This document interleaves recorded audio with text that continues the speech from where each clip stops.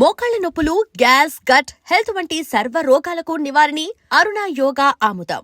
చిరంజీవి గారితో ఉన్న ఆ ట్రావెలింగ్ ఎలా ఎంజాయ్ చేశారు? అంటే సినిమాస్ డే 1 నుంచి సినిమా చిరంజీవి గారితో కథ చర్చల దగ్గర నుంచి మొదలైన జర్నీ ఈరోజు రిలీజ్ అయ్యే వరకు మా ఈక్వేషన్ మా ఇద్దరి మధ్య ఒక బాండింగ్ కానీ చాలా పీక్ చేరుకుందని చెప్పాలి. ఇద్దరం చాలా జెల్ అయ్యాం. ఇద్దరం ఒకరి మీద ఒక బిలీఫ్ ఉంది, ఇద్దరికి ఒకరికి ఒక అండర్స్టాండింగ్ ఉంది. సో చాలు, ఇది ఒక అచీవ్మెంట్లా ఫీల్ అవుతున్నాను నేను. More than a blockbuster, more than a success, I got that a personal space with Chiranjeevi garu. That's enough for me. అంటే ప్రివ్యూ చూసిన తర్వాత వెంటనే చిరంజీవి గారు ఇంటికి వెళ్ళిపోయారు. ఆ మూమెంట్స్ ఎలా ఉన్నాయి? Extraordinary. And the moment, first moment cinema release అయ్యి అది ఆ పెద్ద హిట్ అని తెలిసాక ఆయన కలవటం, ఆయన అలా హక్ చేసుకోగానే ఆయన చిన్న నేను అఫెక్షనేట్గా ఆయన నన్ను ప్యాంపర్ చేశారు. అది బ్యూటిఫుల్ మూమెంట్ నా కెరియర్లో. రామ్ చరణ్ గారు సినిమాని బాగా ఎంజాయ్ చేశారు. అందరూ, రామ్ చరణ్ గారు ఫ్యామిలీ అంతా బాగా ఎంజాయ్ చేశారు. రామ్ చరణ్, బుచ్చి అందరూ కలిసి వెళ్ళారు టీం. ఆ రోజు పార్టీలో కూడా రామ్ చరణ్ గారు చాలా ఎగ్జైటెడ్గా మాట్లాడారు.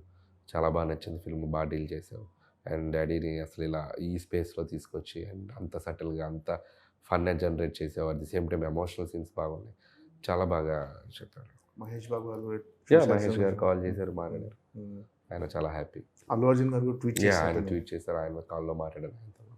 చాలామంది ఈసారి ఈ సినిమాకి they felt so happy, and directors కూడా చాలామంది కాల్ చేశారు.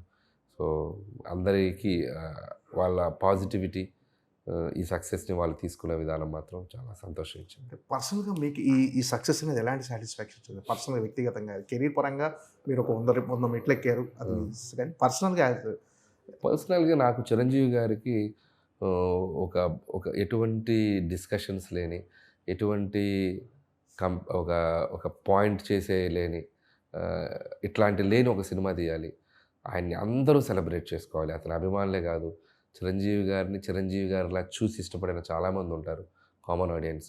వాళ్ళు కూడా ఈ సినిమాని సెలబ్రేట్ చేసుకోవాలి, ఆయన చూసి వావ్ అనాలి అనేదే అనుకున్నానండి. That is the only thing I felt, and అదే ఎగ్జిక్యూట్ చేశాను. ఈరోజు అదే నాకు ఒక సూపర్ ఫీలింగ్, అంటే ఈ సినిమా తాలూకు మాత్రం. అండ్ అందరికీ మళ్ళీ ఒక మన చిరంజీవి గారు అంటే ఇది అనే ఇంకొక టైప్లో పరిచయం చేయగలిగాను. అది ఈరోజు అందరికీ రీచ్ అయ్యింది. So that is the most happiest thing. సరే, అంటే అనిల్ రావుపూడి సినిమాలు అంటే ఎంటర్టైన్మెంట్కి ఒక బెంచ్ మార్క్ క్రియేట్ చేశాయి. అంటే మీరు కూడా అంటే ఈ సినిమా సంక్రాంతికి వస్తున్నాం కంటే బెటర్గా ఉండాలి, అంతకుమించి నెక్స్ట్ సినిమా అంతకుమించి బెటర్ ఎంటర్టైన్మెంట్ ఉండాలి. ఈ జర్నీ అంత టఫ్ అనిపిస్తుందా సార్? ఏంటి ఎప్పటికప్పుడు మళ్ళీ ఆడియన్స్ని నమ్మించడం, అంటే ఇప్పుడున్న రోజుల్లో ఆడియన్స్ నమ్మించడం చాలా టఫ్ జాబ్ సార్. అంటే వాళ్ళకి చాలా వినోద సాధనాలు ఉన్నాయి, టీవీలో కానీ సీరియల్, ఇవన్నిటిని ఓవర్కమ్ చేసి మీకు ఒక టికెట్ కొనుక్కొని థియేటర్కి వచ్చి నవ్వటం అంటే మీరు ఖచ్చితంగా చాలా హార్డ్ వర్క్ చేయాలి. ఏం సార్, టఫ్ అనిపిస్తుందా లేకపోతే ఈజీ? అంటే ఈజీ ఏం కాదు. ఇప్పుడు ఏ సినిమా అయినా, ఏ కథ అయినా, ఎవరు రాసినా కూడా చాలా టఫ్గానే ఉంటుంది. అది ఐడియా జనరేట్ అవ్వాలి, దాన్ని ఒక 2-3 నెలలు కూర్చొని దాని మీద టైం స్పెండ్ చేసి దానికి అద్భుతంగా తయారు చేయాలి. ప్రాసెస్ టఫ్గానే ఉంటుంది, బట్ ఎనర్జీ ఈజ్ పాజిటివ్గా ఉంటుంది. ఎందుకంటే ఇంతమంది ఆడియన్స్ మన సినిమాని చూసి సెలబ్రేట్ చేస్తారని ఒక ఎనర్జీ మనల్ని ముందుకు తీసుకెళ్తూ ఉంటుంది. సో ఆ ఎగ్జైట్మెంట్ వాళ్ళు ఇవ్వబట్టే మేము అద్భుతంగా పని చేయగలుగుతున్నాను. సో క్రెడిట్ అంటే వాళ్ళకే ఇవ్వాలి నేను. సో వాళ్ళ రిసీవింగ్ లేకపోతే నా సైడ్ నుంచి వర్క్ అంత బాగా హ్యాపీగా చేయలేను నేను. సో ఆ రిసీవింగ్ ఉంది కాబట్టే సో ప్రతి సినిమా టు సినిమా నన్ను నేను మార్చుకోవడానికి, ఏదో ఇంకోలా ట్రై చేయడానికి, ఈ హీరోతో ఇలా చేద్దాం, ఆ హీరోతో ఇలా చేద్దాం, చేసినట్టే మళ్ళీ చేయొద్దు, చేసిన గెటప్పే మళ్ళీ వద్దు, చేసిన క్యారెక్టరే మళ్ళీ వద్దు, ఇలా 1-4 అనాలిసిస్ చేసుకుంటూ వెళ్తాను. ఎందుకంటే ఆడియన్స్కి సేమ్ చూపిస్తే ఆ బోర్ ఫీల్ అయ్యే ప్రమాదం ఉంది, చూపించిన సినిమానే చూపించాడనే ప్రమాదం ఉంది. సో అవి కేర్ తీసుకుంటాను. సో అందుకే ఈసారి సీక్వెల్ చేయకపోవడానికి కూడా కారణం అదే. ఎందుకంటే మళ్ళీ అవే క్యారెక్టర్స్ ఆడియన్స్కి ఇంకొక ఫ్రెష్ కథ ఏదైనా చెప్దాం అనే ఒక ఫీలింగ్లో ఉన్నాను. ఈ 9 సినిమాల్లో మీకు బాగా కష్టపడిన కథ కానీ, అంటే ఎక్కువ టైం తీసుకున్న కథ ఇది సార్? అంటే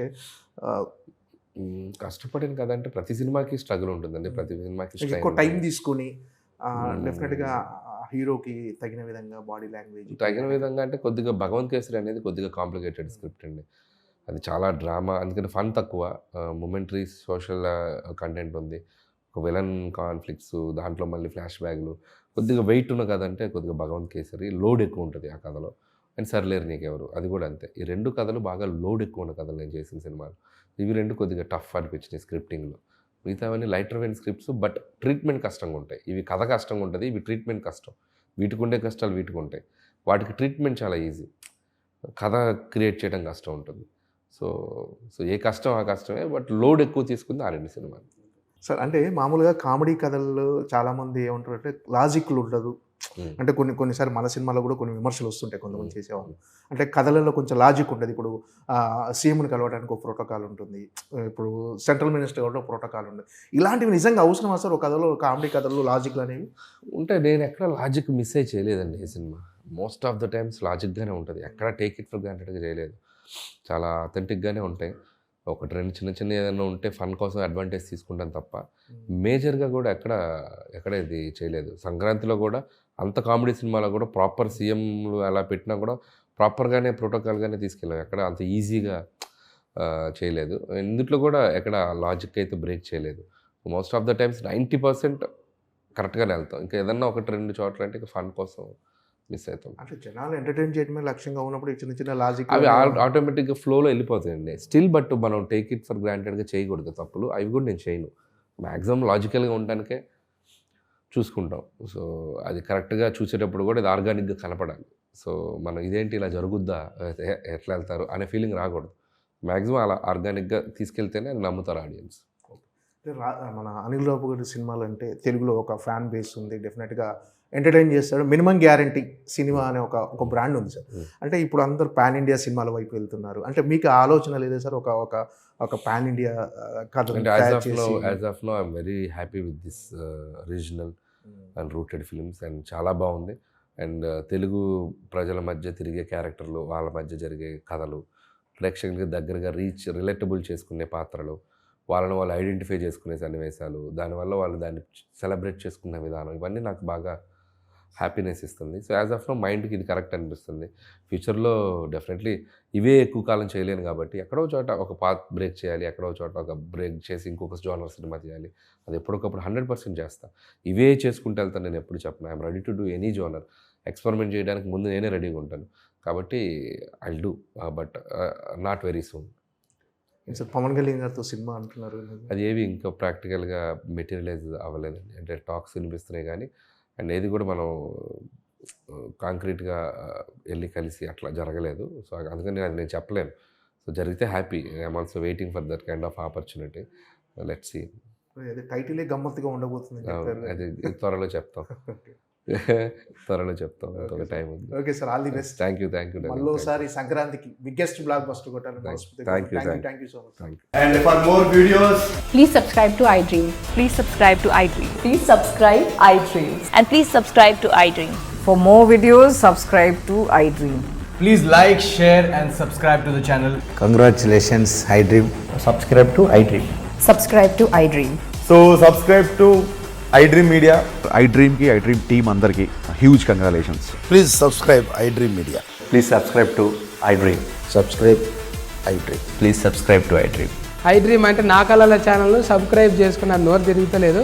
మీరైతే గంట గుర్తు కొట్టండి. For more such videos, please subscribe to iDream.